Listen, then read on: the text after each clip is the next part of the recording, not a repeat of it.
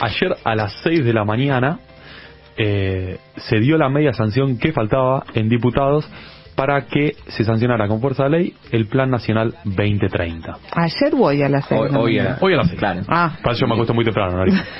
Para mí ya es otro día. No recuerdo una columna en la que, ¿sabes que él fue una falla exprofeso? ¿Ah, sí? Sí, porque él necesita decir en algún momento, está hablando de cómo la humanidad llega a la eternidad o se extingue y dice, yo me acuesto temprano. No sé cómo hace, pero consigue, ¿no? Es que yo necesito avisarlo. Claro. Sí. Algo habías hablado ya del... Venía hablando hace bastante, sí, porque realmente es un logro que viene persiguiendo la comunidad científica hace un montón de tiempo. Ustedes saben lo importante que es para la ciencia y tecnología poder planificar el sector. Siempre hablamos de la educación, ¿no? Lo importante que es planificar la educación. Bueno, la ciencia y tecnología muchísimo más. Hay investigaciones que se demoran 20, 30, 40 años en prosperar. Imagínate lo fundamental que es planificar la ciencia y la tecnología. Bueno, no habíamos tenido un plan nacional de ciencia y tecnología en nuestra historia con fuerza de ley, nunca. El único antecedente que teníamos era el Plan Nacional 2020, que lo había desarrollado el gobierno kirchnerista. Siempre se hacen con un poco de tiempo, ¿no? Calculemos que estamos en 2023 y estamos con el Plan 2030. Y después el macrismo, por supuesto, no tuvo su plan nacional. Es fundamental por varios motivos. El primer motivo es que sirve para planificar el sector de una manera estratégica, es decir, cuáles van a ser las áreas en donde los gobiernos de turno tienen que poner dinero. Y las áreas son las que más o menos venimos hablando en casi todas las columnas, ¿no? Desde inteligencia artificial, bio y nanotecnología, energías renovables, hidrógeno verde, todo lo que tiene que ver también con los abordajes sociológicos y económicos de la pobreza. Recordemos que tenemos científicos de las ciencias exactas y naturales, pero también de las ciencias sociales, tiene un abordaje muy piola. Y otro aspecto que me parece que es fundamental resaltar es que nuclea las agendas federales. Viste que en el último tiempo empezamos a pensar, por lo menos desde este lugar desde donde hablamos, que siempre es muy porteñocéntrico y muy central, muy centralista, no solemos prestar mucha atención a cuáles son las necesidades que hay en las provincias, ni siquiera las conocemos. Bueno, este proyecto de ley recogía un poco cuáles eran las necesidades, cuáles eran los puntos donde se ponía más el foco. Por ejemplo, en la Patagonia, la ciencia que se desarrolla tiene mucho que ver con el proyecto turístico ligado a la biología marina, porque es algo obvio. Tenemos las orcas, tenemos los peces, tenemos la riqueza y la biodiversidad ligada al agua más importante. En el norte, ¿qué tenemos? Bueno, nos enteramos hace poco, pero hace un montón se trabaja. Tenemos el litio, ¿no? Bueno, el litio es una necesidad. Tenemos también todo lo que tiene que ver con el cannabis medicinal. Bueno, también es una necesidad. Las necesidades son súper distintas dependiendo del territorio, de la zona. O sea, nada que ver una con la otra. Exacto.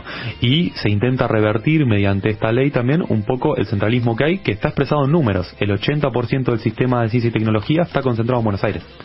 Cuando digo el 80%, es el 80%. Es una locura. Siempre es se da mucho un más asimétrico que el resto de la actividad económica solamente del país, porque el 80%... ¿Y acá que se trabaja? Por ejemplo, mira, te voy a poner un dato. En Formosa, hasta hace 2 años, había 4 investigadores del CONICET nada más. O sea, había 4 formoseños que se dedicaban a la ciencia de manera profesional. Okay. En cambio vos tenés, por ejemplo, con solo ir a un instituto del CONICET, por ejemplo, en el que trabaja Alberto Conblet, que es el IFIBINE, que es muy grande, está bien, pero tenés aproximadamente unos 1000 investigadores de CONICET en ese solo instituto. Entonces, en un instituto. Claro, es alucinante, ¿no? Esa asimetría que hay. Me parece que es fundamental también porque es mucho más difícil que después venga un gobierno de turno y no le dé tanta pelota a la ciencia y la tecnología. Puede ocurrir, por supuesto, porque acá las leyes están para ser incumplidas también. Pero tiene otro porte ya el asunto. ¿Y cómo fue la votación de la ley? La votación fue unánime, pero costó conseguir el quórum. ¿Por qué? Porque se retiraron los legisladores que... creo que si todos estábamos acá hubiésemos apostado lo mismo. Se retiraron los legisladores del PRO y de la Libertad Avanza. El PRO y la Libertad Avanza, el radicalismo se quedó. Se quedó la mitad del radicalismo y fue impulsado, de hecho la mitad de los legisladores que votaron a favor, fue impulsado y se reconoce de todo el arco oficialista el rol de Facundo Manes, que es el neurocientífico, investigador de CONICET también, pero no necesariamente por ser investigador de CONICET tiene que apoyar al CONICET. Ustedes saben bien que hay investigadores de CONICET que se levantaron. Sí. Sabrina Ahmed, siempre me cuesta mucho. Ahmedchet. ¿Se fue? Se levantó. Bueno, es coherente. Con lo que dice, está bien. De hecho, cuando el proyecto había tenido la primera media sanción, había publicado, después lo borró, había publicado un tuit, que nosotros lo pusimos en una nota, que algo así como que relacionaba este proyecto con una cuestión partidaria. Con lo cual, no está entendiendo cuál es la lógica. Si vos estás diseñando un proyecto para que sea una política de Estado, justamente es para tener ciencia, para apoyar la ciencia y la tecnología, más allá de los humores políticos. Es para que siga teniendo financiamiento el sector. Es porque crees que es importante el sector. Pasa que cuesta mucho separar todo el tiempo esto, ¿no? ¿Cuál es tu ideología de cuáles cosas crees que son verdaderamente importantes? Y es la mezquindad política realmente de estos personajes, porque si no consideras realmente la ciencia y la tecnología como una política de Estado, no existe un país directamente. Entonces, además está, y se ve mucho, me parece, muy bien, se ve muy claro en el tema de la ciencia y la tecnología, cuáles son las contradicciones de la oposición en muchos casos, ¿no? El caso de Milei es ilustrativo. Milei se la pasa citando a Estados Unidos e Israel. Se la pasa citando para conceptos económicos, para escuelas de pensamiento, para corrientes. Son los dos países que más invierten en CIT, en ciencia y tecnología. O sea, y los países que más invierten como porcentaje del Estado, es decir, son los estados que más invierten.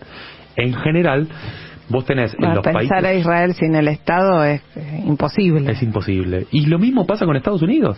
Claro. Pasa que Estados Unidos, una cosa es lo que proyecta hacia el mundo y otra cosa es lo que hace. Estados Unidos tiene un Estado recontra fuerte. Es hiperproteccionista Estados Unidos.